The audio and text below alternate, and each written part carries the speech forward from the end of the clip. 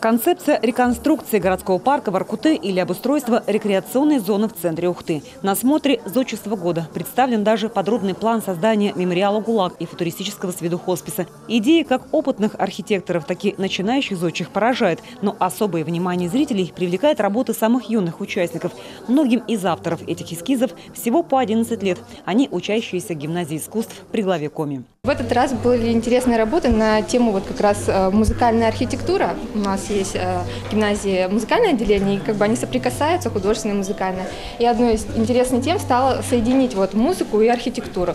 В этот раз мы решили соединить посредством музыкальных инструментов. Например, работа Трошевой Дарьи «Дом контрабас». А еще дом труба лютня. Была даже идея сконструировать дом с барабанными установками, но не свезло. Зато получился кинетический арт-объект «Энергия Земли». Это конструкция, которая соединяет в себе два образа – капля нефти и молекула ДНК. Вместе они олицетворяют значимость черного золота в жизни человека. Круговое расположение тоже неспроста. Призывает к объединению и сохранению природных богатств. Ведь полезные ресурсы все-таки исчерпаемы. Такой архитектурный и в то же время символический проект нечасто встретишь у уже состоявшихся архитекторов, а потому молодые и перспективные всячески стараются своими новаторскими подходами оттянуть внимание жюри на себя. Молодое поколение, студенты, конечно, удивляют своими работами, и не всегда, посмотрев проект, не прочитав пояснительную записку, ты можешь понять, что вообще пришло в голову молодого студента, поэтому их работы очень интересные. А тем более, когда на предзащите мы слушаем их пояснения. Они, конечно, молодцы, мы ждем их в нашу профессию, особенно на государственную службу у нас. Не в каждом районе есть профессиональные архитекторы.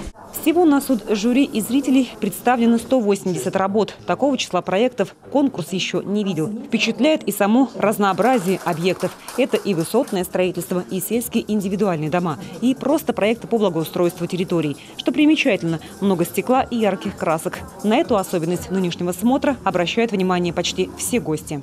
У каждой же республики, каждой области есть какая-то своя изюминка, каждая своя индивидуальная.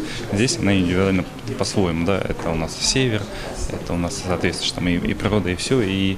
Но что сейчас меня порадовало, что архитекторы начали наполнять свое творение красками. То есть не эта серость, то, что у нас здесь есть, а именно те яркие, иногда даже слишком яркие цвета, но они должны заиграть. Андрей Крикуненко уверен, если это все объединить и выстроить хорошую градостроительную политику в каждом отдельно взятом муниципальном образовании, то совсем скоро города Коми заиграет яркими красками, и жизнь в них станет гораздо приятнее. К слову, позитивные перемены в республике уже идут. Так, застройщики все чаще стараются подойти к возведению новых домов комплексно. И это правильно, ведь в таком случае и новые жилые строения, и прилегающая к ним территория выполнены в едином стиле. Татьяна Супряткина, Любовь Лапина, Павел Люлинмен, телеканал Юрган.